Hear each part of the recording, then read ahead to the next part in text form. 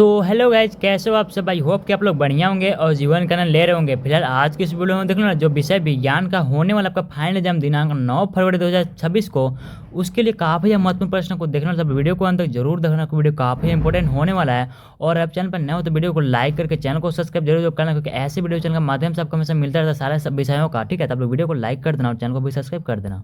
तो चलिए फिर देख लेते हैं हम लोग सबसे पहले प्रश्न को। तो सबसे पहला प्रश्न बोलता है हमारा, किसी अवतल दर्पण पर, किस दर्पण पे, अवतल दर्पण में बोल रहा है हमारा, आभासी सीधा तथा आवर्धित प्रतिबिंब यानी कि बड़ा से बड़ा प्रतिबिंब प्राप्त करने के लिए वस्तु की स्थिति कहाँ होनी चाहिए। तो बड़ा प्रतिबिंब प्राप्त करने के लिए यानी कि आवर्धित प्रतिबिंब प्राप्त करने के लिए वस्तु जो होना चाहिए हमारा पी यानी कि ध्रुव और फोकस दूरी के बीच में होना चाहिए, यानी कि ऑप्शन नंबर डी इसका करेक्ट आंसर हो जाएगा। ठीक है, ध्रुव और फोकस दूरी के बीच में होना चाहिए। तो नेक्स्ट आपका है क्वेश्चन नंबर 2। क्वेश्चन नंबर 2 क्या बोलता है हमारा, एक ए मीटर को विद्युत परिपथ में किस क्रम में जोड़ा जाता है। ए मीटर को बोल रहा है, अगर ए मीटर को बोला जाए तो वो जो जोड़ा जाता है हमारा ए मीटर, यानी कि क्या मापता है हमारा, विद्युत धारा को मापता है। तो धारा किस में मापने की जरूरत होता है, वो होता है हमारा श्रेणी क्रम, यानी कि ऑप्शन नंबर ए इसका करेक्ट आंसर हो जाएगा। ठीक है, option number A is the right answer. Next आपका है क्वेश्चन नंबर 3। क्वेश्चन नंबर 3 क्या बोलता है हमारा, किसी चालक का प्रतिरोध किस पर निर्भर नहीं करता है। किसी चालक का प्रतिरोध जो है किस पर निर्भर नहीं करता है, आपको बताएं। ऑप्शन दिया है आपके पास, चालक की लंबाई पर। तो चालक की लंबाई पर चालक का प्रतिरोध निर्भर करती है। ठीक है, तो आगे आपका ऑप्शन नंबर बी बोलता है आपका, चालक के अनुप्रस्थ काट के क्षेत्रफल पर, इस पर भी निर्भर करती है। ऑप्शन नंबर सी बोलता है आपका, चालक के पदार्थ की प्रकृति पर, वो कैसा है, सोना है, चांदी है, उस पर भी निर्भर करती है। सबका अलग अलग प्रतिरोध होता है। ऑप्शन नंबर डी क्या बोलता है, चालक में प्रवाहित विद्युत धारा पर, विद्युत धारा कितना प्रवाहित हो रहा है उस पर, उससे कोई हमें मतलब नहीं है, यानी कि ऑप्शन नंबर डी इसका करेक्ट आंसर हो जाएगा। ठीक है, आगे क्या आ जाता है आपका क्वेश्चन नंबर 4 बोलता है आपका, डायनेमो यानी कि विद्युत जनित्र किस सिद्धांत पर कार्य करता है। ये जो कार्य करता है, तो इसका जो करेक्ट आंसर हो जाएगा, यानी कि विद्युत चुंबकीय प्रेरण के सिद्धांत पर कार्य करता है, यानी कि ऑप्शन नंबर सी इसका करेक्ट आंसर हो जाएगा। क्वेश्चन नंबर 5 बोलता है आपका, सूर्योदय तथा सूर्यास्त के समय सूर्य का रक्तताप यानी कि लाल दिखाई देना किस घटना के कारण होता है। यानी कि जो सूर्योदय यानी कि सनराइज तथा सनसेट के समय जो आपका जो सूर्य है वो लाल कलर का दिखाई देता है, वो किस घटना के कारण होता है, ऐसा आपको बताना है। ऑप्शन दिया आपके पास, अपवर्तन के कारण, परावर्तन के कारण, प्रकाश के परिकिरण के कारण, फिर वर्ण विक्षेपण के कारण। तो जो होता है हमारा प्रकाश के परिकिरण के कारण होता है। ठीक है, सारे रंगों का तो परिकिरण हो जाता है, लेकिन लाल रंग का तरंगदैर्घ्य ज़्यादा होने के कारण लाल रंग का परिकिरण ना हो पाता है, जिसके कारण क्या दिखाई देता है हमारा, सूर्य का कलर लाल दिखाई देता है। उसके बाद आपका आता है क्वेश्चन नंबर 6। क्वेश्चन नंबर 6 क्या बोलता है हमारा, 2D क्षमता वाले लेंस की फोकस दूरी क्या होगी। 2D क्षमता वाले बोल रहे हैं, तो लेंस की क्षमता बराबर क्या होती है, लेंस की क्षमता को किससे डिनोट करते हैं हम पी से डिनोट करते हैं। ठीक है, पी बराबर होता है हमारा 1/f होता है, 1/f होता है। ठीक है, तो यहाँ पे क्या दिया हमारा 2D दिया है, पी का वैल्यू कितना दिया है 2D दिया हुआ है, यानी कि 2 हो जाएगा। इसका मात्रक होता है डायोप्टर, जिसको कि डी से डिनोट किया जाता है। ठीक है, यहाँ पे डी लिखना जरूरी है क्योंकि हम लोग न्यूमेरिकल बना रहे हैं। 1/f हो जाएगा। ठीक है, यहाँ पे नीचे एक लगा करके तिरछा से गुना कर दो, एफ गुना हो जाएगा 2 से और ए गुना हो जाएगा, यानी कि 2f बराबर हो जाएगा हमारा 1, यानी कि ए बराबर हो जाएगा हमारा 1/2 हो जाएगा। 1/2 करने का क्या मतलब है, हाफ, यानी कि 0.5 मीटर भी इसको लिख सकते हैं। ठीक है, तो ऑप्शन नंबर 20 का करेक्ट आंसर हो जाएगा। आगे क्या बोलता है आपका क्वेश्चन नंबर 7।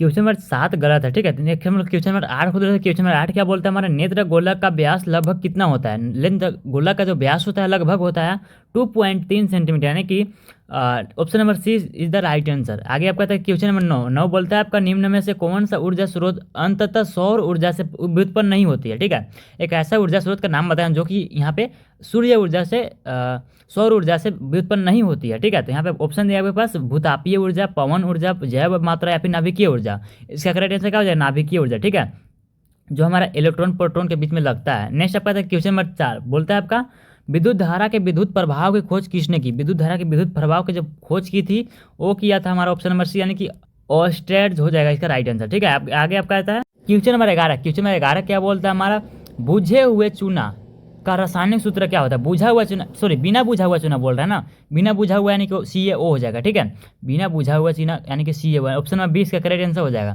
आगे बोलता है आपका काफी महत्वपूर्ण प्रश्न है क्वेश्चन नंबर 11। ठीक है, आपका पूछा जाता है।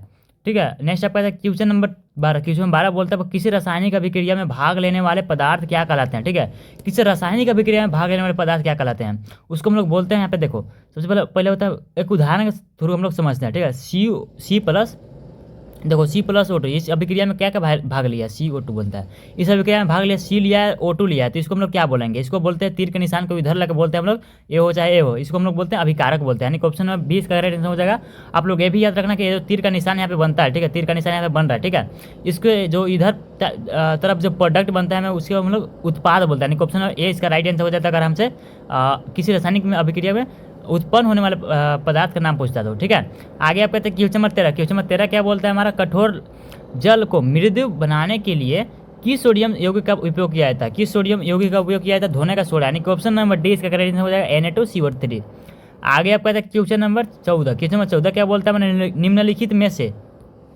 निम्नलिखित में से कौन सी धातु को केरोसिन तेल में डुबोकर रखा जाता है, कौन सी धातु को केरोसिन तेल में डुबोकर रखा जाता है। हमारे दो धातुएं हैं, यानी कि पहला हो जाता है हमारा सोडियम और दूसरा हो जाता है हमारा पोटेशियम, ठीक है। तो हमारे दोनों धातु को हम लोग किस में रखते हैं, केरोसिन तेल में डुबोकर रखते हैं, क्योंकि ये हवा तथा जल के साथ तेजी से अभिक्रिया करते हैं। यानी कि ऑप्शन नंबर सी में यहाँ पे सोडियम दिया गया था, ऑप्शन नंबर सी इसका राइट आंसर हो जाएगा। आगे आप कहते हैं क्वेश्चन नंबर 15, क्वेश्चन नंबर 15 क्या बोलता है, हमारे धातुओं के पतले तार के रूप में खींचने की क्षमता को क्या कहते हैं, ठीक है।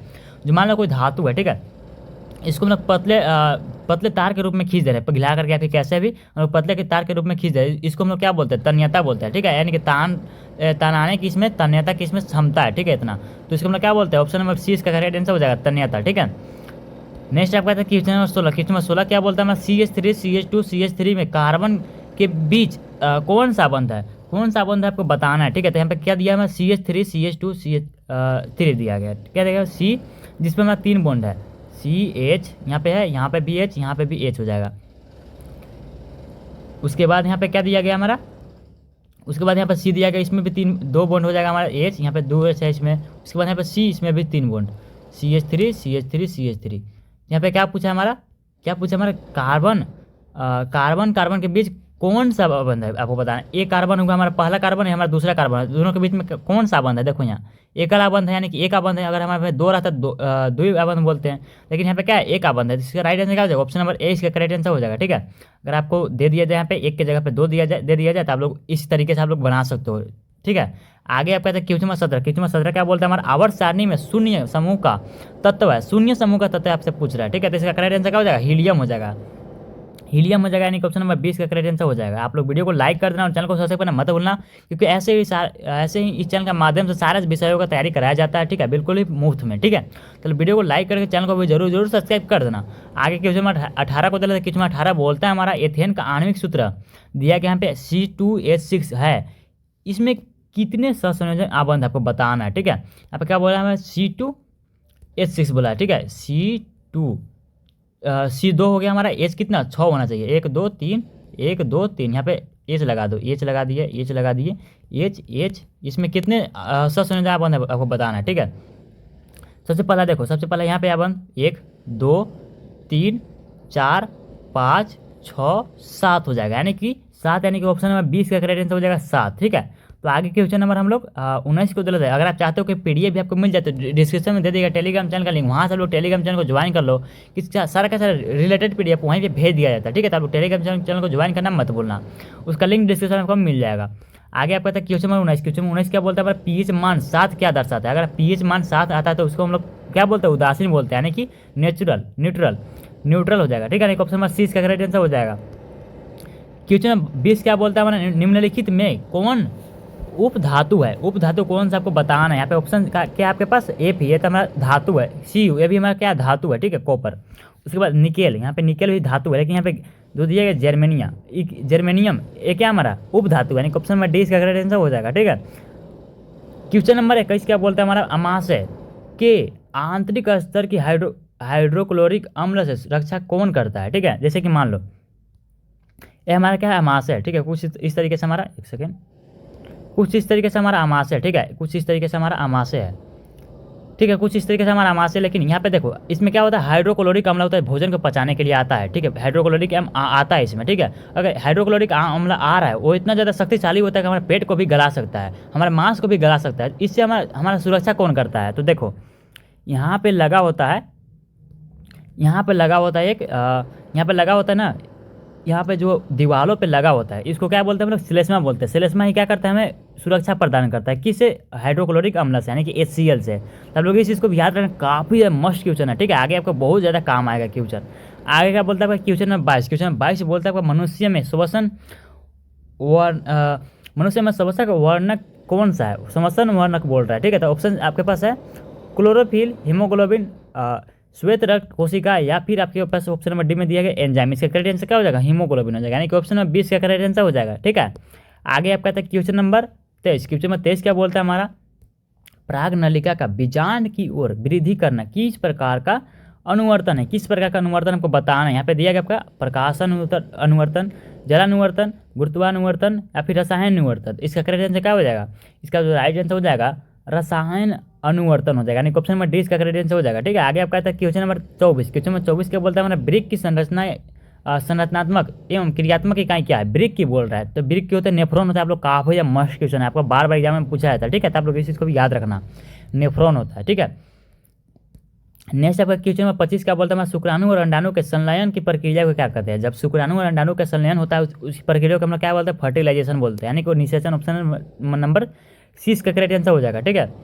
करेक्ट हो जाएगा ऑप्शन नंबर सी। नेक्स्ट आपका था क्वेश्चन नंबर 26, क्वेश्चन नंबर 26 क्या बोलता है हमारा, मेंडल के एक संकरण का फिनोटाइप अनुपात क्या था। फिनोटाइप अनुपात पूछ रहा है, कौन सा फिनोटाइप अनुपात पूछ रहा है। फिनोटाइप अनुपात हो जाएगा आपका 3:1, यानी कि 3:1, यानी कि ऑप्शन नंबर 20 का करेक्ट आंसर हो जाएगा। नेक्स्ट आपका था क्वेश्चन नंबर 27, क्वेश्चन नंबर 27 क्या बोलता है हमारा, यौन संरचनित रोग का उदाहरण है, ठीक है। यौन संचारित रोग का उदाहरण, ठीक है। तो ऑप्शन आपके पास मलेरिया नहीं, टाइफाइड नहीं, सिफिलिस इसका करेक्ट आंसर हो जाएगा, यानी कि ऑप्शन नंबर सी इसका राइट आंसर हो जाएगा, ठीक है। आगे आपका था क्वेश्चन नंबर 28, क्वेश्चन नंबर 28 क्या बोलता है हमारा, एक पोषी स्तर से दूसरे पोषी स्तर तक ऊर्जा का कितना प्रतिशत भाग स्थानांतरित होता है, कितना प्रतिशत भाग स्थानांतरित होता है आपको बताना है, काफ़ी इंपॉर्टेंट क्वेश्चन, ठीक है। अगर आप आगे कंपटीशन वगैरह का तैयारी करोगे तो वहाँ पे भी एक क्वेश्चन पूछा जाता है, ठीक है। क्योंकि देखो हाल ही में एक तो जीडी का एग्जाम हुआ, ठीक है, कल परसों ही एक तो एग्जाम हुआ, उसमें भी क्वेश्चन सेम टू सेम हूबहू क्वेश्चन था, यही वाला, ठीक है। इसका राइट आंसर क्या हो जाएगा, ऑप्शन नंबर बी, यानी कि 10% इसका राइट आंसर हो जाएगा। नेक्स्ट क्वेश्चन में 29 क्या बोलता है हमारा, अमृता देवी बिश्नोई राष्ट्रीय पुरस्कार किस खेल में दिया जाता है, ठीक है। तो ऑप्शन आपके पास चिकित्सा, कृषि, वन्य जीव संरक्षण, या फिर खेल। इसका करेक्ट आंसर क्या हो जाएगा, ऑप्शन नंबर सी, यानी कि वन्य जीव संरक्षण, यानी कि ऑप्शन नंबर सी इसका राइट आंसर हो जाएगा। आगे क्या बोलता है आपका क्वेश्चन नंबर 30, क्वेश्चन नंबर 30 बोलता है निम्नलिखित में कौन एक लिंगी पुष्प है, एक लिंगी पुष्प यहाँ पे पूछ रहा है, ठीक है। ये भी पूछा है था आपका, ठीक है, एनसीईआरटी में भी दिया गया ऑप्शन है आपके पास।